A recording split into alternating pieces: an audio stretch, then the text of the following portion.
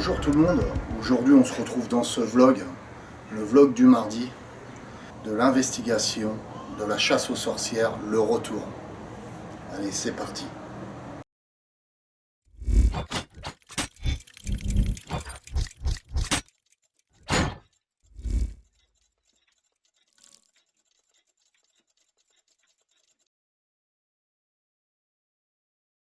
Alors tout d'abord, je voulais vous parler que je vais être de nouveau seul dans mes investigations. Donc voilà, j'ai décidé de revenir sur ce lieu en fait de cette chapelle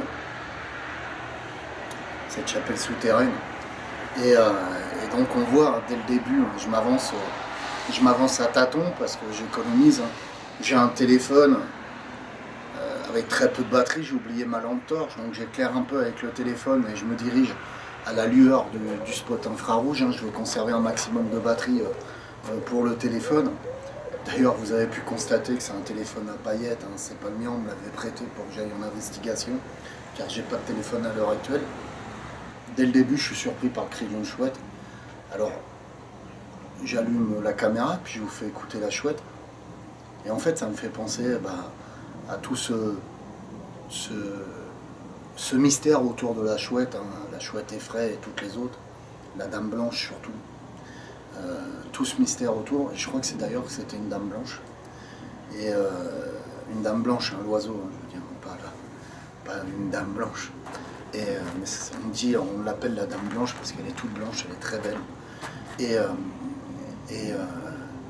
Et tout ce mystère autour, et ça me fait curieusement penser que c'était associé souvent aux sorcières, cet oiseau. Et donc cet oiseau qui se met à huer, je sais plus ce qu'on dit, je crois que c'est huer. Vous m'arrêterez dans les commentaires si je dis des bêtises. Et l'oiseau hue, donc, hue. Et tout de suite, ça fait tilt dans ma tête, ça fait... Attends, je vais dans la chapelle, il y a une sorcière qui a été brûlée.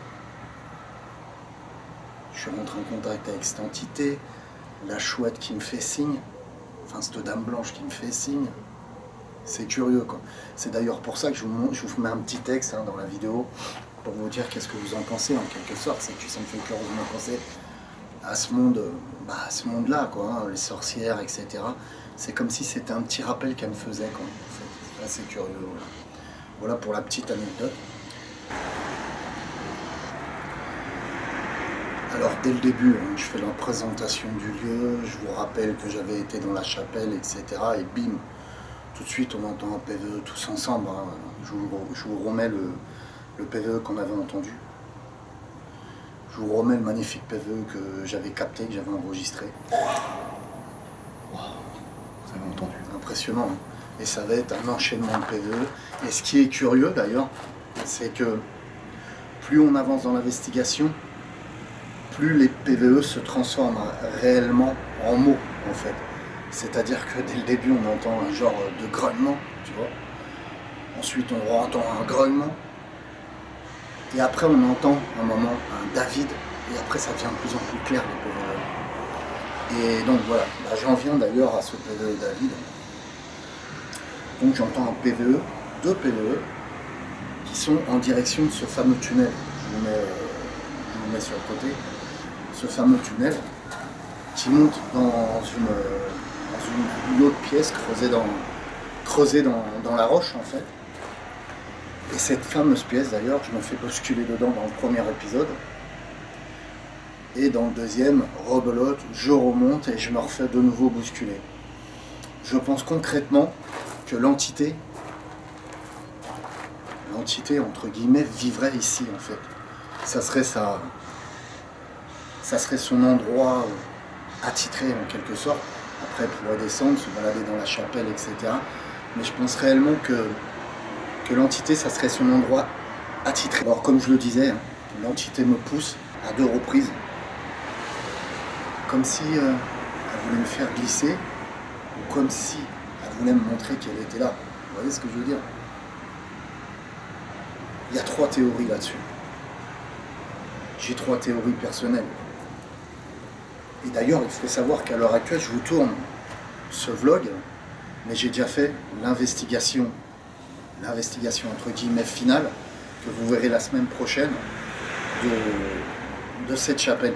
Donc j'ai plus ou moins les réponses avec moi, et je vous laisserai découvrir cet épisode. Enfin bref, voilà. J'évite de spoiler, je crois, je sais plus parler, c'est pas grave. Vous aurez compris. Et donc, j'aurais 3 théories là-dessus. Ou bien l'entité, c'est son coin à elle, elle ne veut pas que je rentre, elle me pousse, elle me dégage. Mais à ce moment-là, pourquoi elle m'attire et elle m'appelle, elle me dit David? La plupart des PVE viennent de là-haut, donc c'est comme si elle m'invite à monter. Au début, bien entendu, les PVE viennent de là-haut. Donc il y aurait cette théorie-là. Mais j'y crois pas, comme je vous dis, elle ne m'inviterait pas à monter. La deuxième théorie, ça serait qu'elle essaye de communiquer avec moi par tous les moyens. Par les moyens de la voix, par le moyen de l'Ovilus dans le premier épisode. Et donc ça pourrait être une deuxième théorie, ça. Donc elle aura un comportement violent avec moi, un comportement de poltergeist en quelque sorte. Et la troisième théorie serait la colère. La colère, en fait.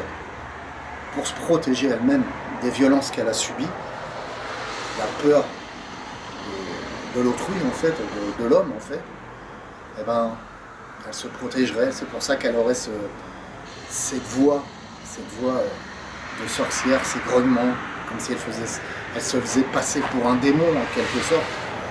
Et elle me bousculerait. On a vu la même chose, d'ailleurs, dans l'épisode hors série 1, hors série 2 et hors série 3. Ces 3 investigations, je me fais bousculer, je me fais maltraiter, c'est une entité. Elle chassait les gens en les attrapant par les cheveux, elle les virait. Pendant les 2 investigations que j'ai fait, le hors série 1 et hors série 2, je pense concrètement que c'est du démoniaque dans cette maison. Et la 3e fois, je reviens avec Ben Alon, mon ami, je lui fais un gros coucou s'il me regarde. Ce jour-là, il tient la caméra. Et là, elle se sent prête à me confier son secret. Et elle dévoile tout, en fait. Et je me rends compte que c'est une entité tourmentée qui est coincée et qu'il faut que je l'aide. Enfin voilà. Pour les gens qui n'ont pas vu le hors-série 2, je vous invite à aller le voir. Il est sur ma chaîne YouTube, le Paranormal 24. Je vous mettrai les 3 liens dans le descriptif si vous voulez aller voir par la suite les 3 épisodes. Voilà. Donc, on a un comportement de violence, en fait. Ça bouscule. Pareil, peut-être que cette entité, dans le hors-série 1 et hors-série 2, vous laisse défendre, puisqu'elle a subi elle-même des violences aussi par des hommes. Et se faisait passer pour du démoniaque, l'agressivité envers les gens, vous voyez ce que je veux dire? Ce comportement poltergeist.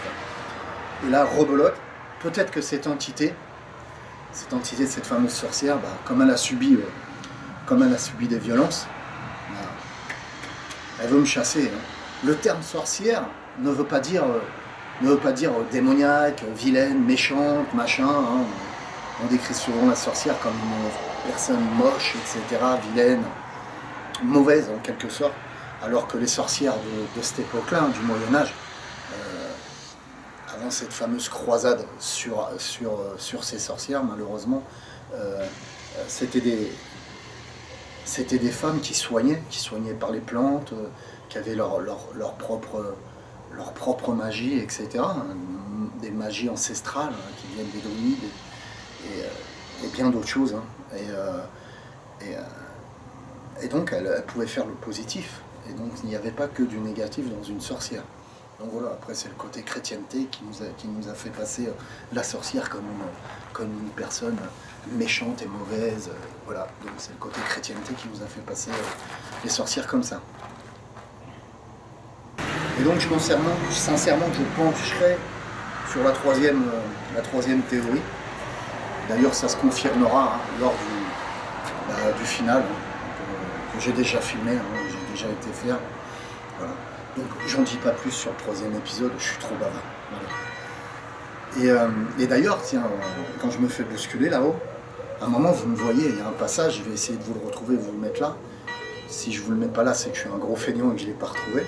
Mais à un moment, on me voit, je marche, je fais. Et vous me voyez, l'épaule part, et je regarde derrière, et j'avance. Et en fait, à ce moment-là, j'ai l'impression de me faire toucher déjà. Un premier contact se fait, elle me touche. Et après, bim, bim, voilà. Et j'ai eu l'impression, je ne l'ai pas dit de suite en fait, et j'ai eu l'impression une première fois de me faire toucher. Et par la suite, elle m'a touché plusieurs fois. Et à ce moment-là, quand je descends, je crois que c'est à ce moment-là, hein, je ne veux pas dire de bêtises, ça remonte un petit peu l'épisode, mais je crois que c'est à ce moment-là, ou un peu avant, je dis des bêtises, hein, on n'aura qu'à regarder l'épisode. Là, je le fais à chaud, enfin le détail est peu important, quoi. Mais bon, si c'est avant ou après, mais je suis là et je tourne et j'observe des ombres, comme s'il y avait quelqu'un derrière moi, vous voyez, comme si quelqu'un m'observait et qui était derrière moi, et une ombre passerait derrière moi. Et ce qui me rend fou, c'est qu'au retour caméra, j'ai un petit retour caméra où je me vois d'ailleurs quand je filme, je suis en night shot et je vois pas les ombres sur le mur. Et je vous dis, mais il y a des ombres, il y a quelque chose derrière moi, il y a quelqu'un qui passe, il y a un truc chelou sur les ombres, sur le mur, il y a des ombres. Et à un moment, on peut les apercevoir si vous regardez bien. D'ailleurs, je vous le signale d'une flèche à un moment dans la vidéo, où on voit une ombre qui fait comme ça. Et c'est des ombres projetées sur le mur. C'est assez curieux, quoi. C'est comme si l'entité était là et tournait autour de moi, et que par moment, elle apparaissait sur le mur, en fait, que l'ombre apparaissait sur le mur. Alors on va me dire, oui mais David, une entité ça n'a pas d'ombre. Faux. Totalement faux.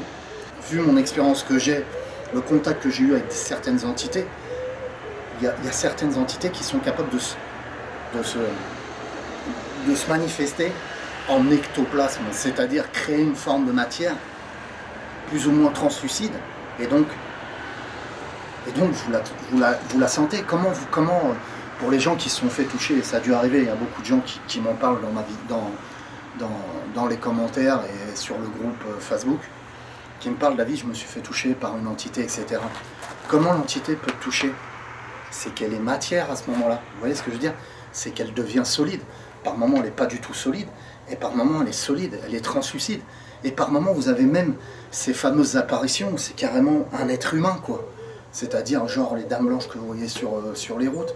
Là je parle des femmes, hein, les fameuses apparitions, où les gens qui voient une personne en fait, mais physique. Et là ce sont des apparitions physiques aussi. Ça peut être des images projetées bien entendu par une entité, mais voilà. Donc l'ombre est tout à fait possible avec une entité. Contrairement à ce que disaient certaines personnes. Le truc le plus impressionnant que j'ai vécu là-bas, déjà sur la musculé et tout, ça secoue quand même, hein, pas mal, mais le truc impressionnant, c'est le bruit de flamme.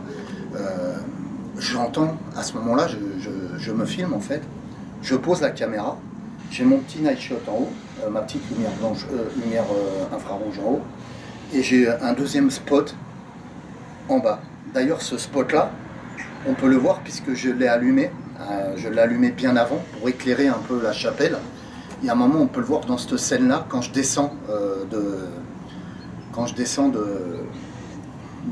la grotte du haut, en fait, on peut voir le spot sur le côté qui est déjà éclairé.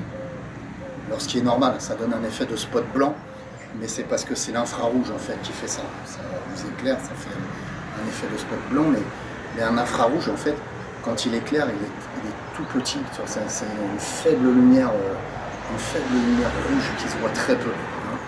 Mais par contre, quand on tourne avec une infrarouge, avec un night shot, tout de suite ça fait grosse lumière, quoi. Si on se met devant, ça floute même le zoom. En fait, ça va flouter même le focus de la caméra. C'est très puissant. Donc on peut l'apercevoir ici, ce fameux spot qui était sur le côté. Donc je me pose ma caméra sur un rebord de pierre, en fait. J'ai toujours mon arceau en U, là, le fameux arceau. Je pose ma caméra. Mon spot blanc, je le pousse, je me place et tout, et puis je commence à parler avec vous. Je me suis fait pousser des PVE, machin. Et d'un seul coup, j'entends un crac. Crac. Un feu, un truc de fou. J'entends quelque chose brûler, en fait. J'entends quelque chose brûler. Et le truc encore plus fou, c'est... Je ne vois rien, je ne sens pas l'odeur de brûlé. Mais le truc encore plus fou, c'est que mon spot infrarouge, qui est sur le côté, je vais le voir, il va clignoter très faiblement. Par moment. je vois qu'il baisse. Et donc je suis là et je m'approche un peu pour vous montrer. Je suis là et je regarde. Et je vous explique, j'entends le feu et tout. Et je vois ce spot sur le côté qui scintille légèrement et qui commence à baisser. La fameuse lumière rouge que je vous parlais tout à l'heure, vous la voyez baisser, s'éteindre par moment. Et donc ça fait scintiller. Et sur le coup, je ne me rends pas compte de l'effet que ça va donner par la suite quand je vais dérocher. La surprise magnifique quand je déroche, c'est que quand on regarde et qu'on écoute le son qu'on entend, le fameux feu et le fameux spot, le fameux scintillement qu'on voit sur moi en fait, le reflet du scintillement en fait, la baisse, tout simplement une baisse de... C'est pas un scintillement qui reflète, c'est une baisse d'infrarouge en fait, de lumière pour le light shot. Et ben quand on regarde comme ça, on a l'impression qu'il y a un immense brasier devant moi. Vous savez, quand vous regardez un feu, quand vous faites un feu de camping ou quand vous faites un feu dans la nuit, et ben vous avez ce reflet qui vient sur vous. Un coup c'est plus éclairé, un coup c'est moins éclairé, un coup... Et ce qui est complètement fou, c'est quand on regarde, on a l'impression qu'il y a un immense brasier. C'est comme si l'entité voulait me faire montrer et voulait me faire entendre ce fameux brasier en fait, où elle a pris feu et carrément on rajoutait avec le spot infrarouge. Avec le spot infrarouge, j'ai deux théories pour le spot infrarouge et les baisses de tension en fait. La première théorie serait ça, pour me mettre encore plus dans l'ambiance, pour montrer le feu quoi en fait, le feu, le brasier, pour me faire comprendre que j'ai été brûlé. Et la deuxième théorie serait que l'entité, alors me fait entendre qu'elle a été brûlée, donc elle me fait entendre ses sons, et le spot infrarouge, elle purgerait l'énergie du spot infrarouge au moment où elle crée ses sons, puisque ça lui demande énormément d'énergie de produire ces PVE, en quelque sorte, ces sons de feu, en fait. Donc, j'ai deux théories là-dessus. Donc, j'ai ces deux théories là-dessus. Je confirme rien, mais ces deux théories pourraient coller, en fait. Une entité a besoin d'énergie pour produire un son. Donc, elle vient puiser dans mon spot infrarouge. Donc, elle fait baisser l'intensité du spot quand elle puise l'énergie. Au moment où elle crée ce fameux son de brasier, ou alors elle veut carrément rajouter l'effet, en fait, un effet complet pour montrer qu'il y a un brasier en face de moi.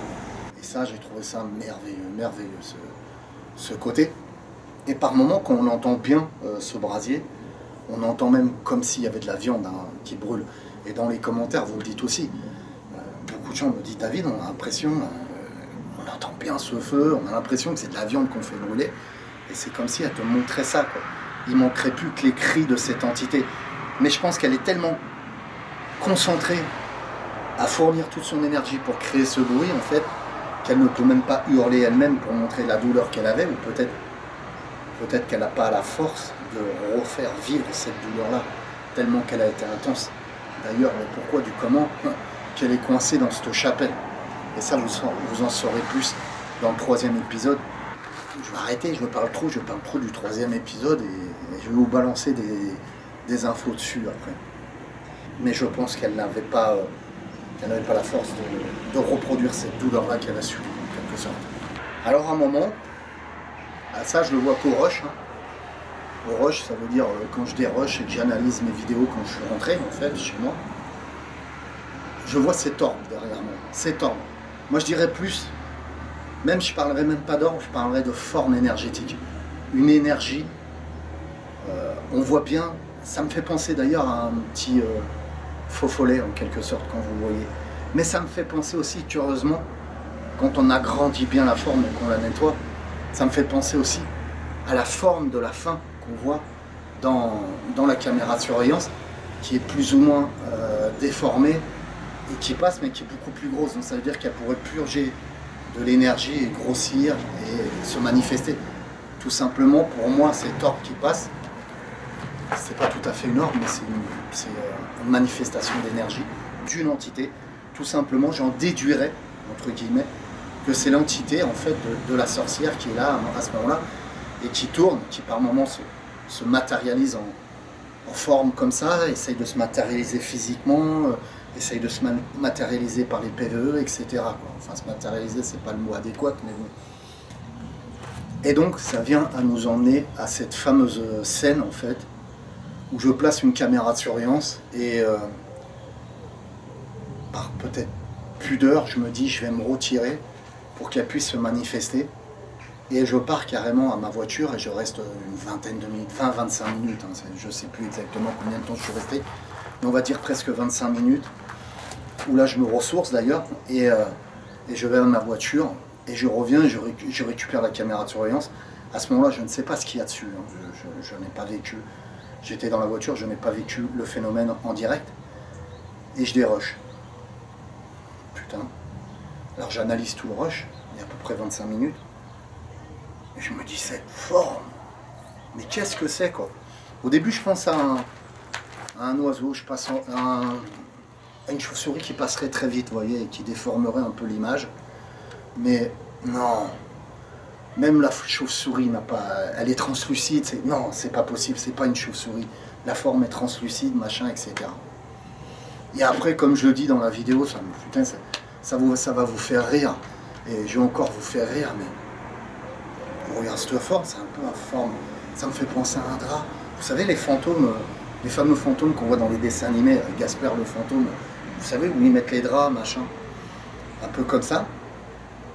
Et ça me fait penser à un drap. Boum, boum, boum. J'analyse. J'essaye d'éclairer au maximum la forme. Donc là, la forme que vous voyez, ça a été travaillé, l'image a été vachement travaillée, nettoyée. Mais je me dis, putain. Et tout d'un coup, ça fait tilt. Et je me dis, les phénomènes d'ectoplasme des années 30, ça me fait penser à un putain de phénomène des années 30, excusez-moi pour le putain, mais ça me fait penser à un phénomène d'ectoplasme des années 30. Il y avait des médiums à l'époque, alors il y a eu beaucoup de canulars là-dessus, etc., mais il y a eu des choses qui ont été prouvées scientifiquement. Il y avait des scientifiques qui avaient analysé certains phénomènes, etc.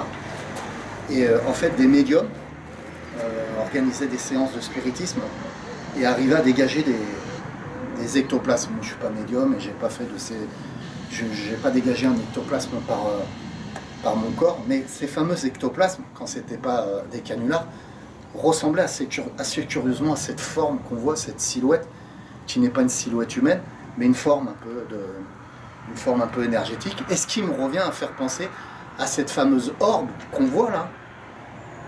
À ce moment-là, elle est tout petite et elle se grossit de nouveau, vous voyez ce que je veux dire? Voilà, moi ça me fait penser à ça. Et je me dis, je confirme, puisque je confirmerai après par la suite dans le 3e épisode, je pense que c'est la sorcière. La sorcière, c'est pas un terme péjoratif. Je pense sincèrement que c'est la sorcière qui se manifeste comme ça en passant devant, qui est très pudique en quelque sorte et qui a la crainte, qui est très craintive, qui se méfie. N'oubliez pas que cette sorcière, elle s'est fait brûler. On l'a chopée pour des faits qui étaient faux et on l'a attachée à un bûcher, on l'a torturée avant. Vous voyez ce que je veux dire? Pour lui faire avouer des choses complètement fausses. Ils étaient prêts à avouer tout. On vous torture, surtout les tortures de l'époque. Hein. C'était des trucs chelous. Hein. Je peux vous dire qu'ils avaient des sacrées idées, les mecs. Hein. Ils étaient bien perchés au niveau des tortures. Hein. Alors imaginez cette pauvre femme, elle a dû subir des tas de tortures. À la fin, elle avoue tout ce que veut entendre le type, hein, le prêtre. Hein. Elle avoue tout. Ah, bah, j'ai tout fait, allez, laissez-moi tranquille. Amenez-moi au bûcher, je souffre de trop, quoi, tu vois. Il l'emmène au bûcher, il la fait brûler. Concrètement, je pense sincèrement que c'était une sorcière, cette dame. Et comme je le dis, et je le répète, et je confirme, et je signe, ce n'est pas péjoratif du tout. Comme je vous dis, les sorcières pouvaient être bénéfiques. Ça n'a rien à voir avec la fameuse sorcière de Blanche-Neige. Hein. C'est vraiment, les sorcières étaient bénéfiques, certaines sorcières. On peut avoir des mauvaises sorcières. Mais voilà, c'est vraiment le côté chrétienté qui a fait passer la sorcière pour une mauvaise personne. Alors que c'était une bonne personne avant tout, elle soignait les gens, elle aidait sur pas mal de choses. Certes, elle faisait de la magie, mais voilà. Donc depuis tout temps, on a pratiqué la magie, les druides faisaient la magie, etc. Et c'est la chrétienté qui est arrivée par la suite, qui a mis un stop radical à tout ça. Et voilà. Moi j'ai des réponses, hein, mais je ne peux pas vous en parler tout de suite, puisque voilà, je vais vous spoiler le prochain épisode, mais j'ai des réponses et je sais sincèrement qu'elle est gentille. C'est une femme qui était gentille et qui faisait le bien en quelque sorte. Et qu'on a fait passer pour pour une mauvaise femme. Donc voilà, je pense qu'on a parlé un peu de tout dans l'épisode, ce qui s'est passé. Voilà. Dans le dernier épisode, à la fin, pour les gens qui ont regardé jusqu'à la fin, vous avez compris qu'il n'y a pas eu trop de vidéos ces temps-ci parce que j'ai mon PC qui est tombé en panne, hein, qui est mort d'ailleurs. C'était un PC assez vieux déjà, qui datait, qui était très puissant. Pour faire du montage vidéo, il nous faut des processeurs assez puissants. Hein. C'est pas un processeur 4 cœurs qu'il nous faut, c'est un processeur plutôt 10 cœurs. Vous voyez ce que je veux dire, très bien puissant. Je travaille avec Adobe Premiere Pro. Donc voilà, j'ai fait une demande de don dans le dernier épisode, dans le dernier épisode que vous avez vu. Donc pour les gens qui veulent contribuer à l'achat du PC, je vais essayer de récolter 500 € de votre part. Et moi je mettrai le reste dans le PC, hein, c'est un PC qui vaut une certaine somme. Et dès que moi j'arrive à avoir la somme exacte, je vous fais une photo, je fais une vidéo et j'annonce tous les gens qui ont donné des dons ces temps-ci, à partir du mois dernier jusqu'à l'achat du PC, jusqu'à la somme finale. Et je ferai une vidéo de remerciement pour tout le monde. Donc si vous pouvez contribuer vous-même à donner un don sur le lien PayPal qui sera juste en dessous du descriptif de la vidéo pour financer. Et surtout mettez un petit message en marquant David, tiens c'est pour ton PC. Comme ça moi je le comptabilise pour le PC ce don-là. Et je me ferai un plaisir de citer votre nom dans une vidéo prochaine. Voilà, tout simplement. Quand j'aurai acheté, ce PC. Alors je remercie toujours les tipeurs, les gens sur PayPal. Merci pour vos dons, ça fait avancer l'association.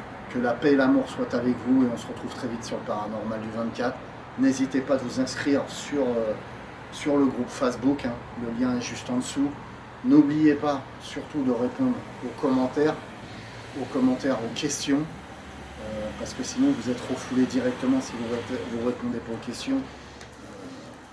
Le modérateur est comme ça, hein, il essaye de filtrer un maximum pour pas avoir de gens un peu des rigolos. Moi je sais qu'il y a des gens qui me connaissent et que c'est pas des rigolos qui sont là pour vraiment parler de paranormal. Mais malheureusement le modérateur vous connaît pas, vous, donc il y a des fois il y a des amis qui ont été exclus parce qu'ils n'ont pas répondu aux questions, donc c'est important de répondre aux questions, voilà, tout simplement.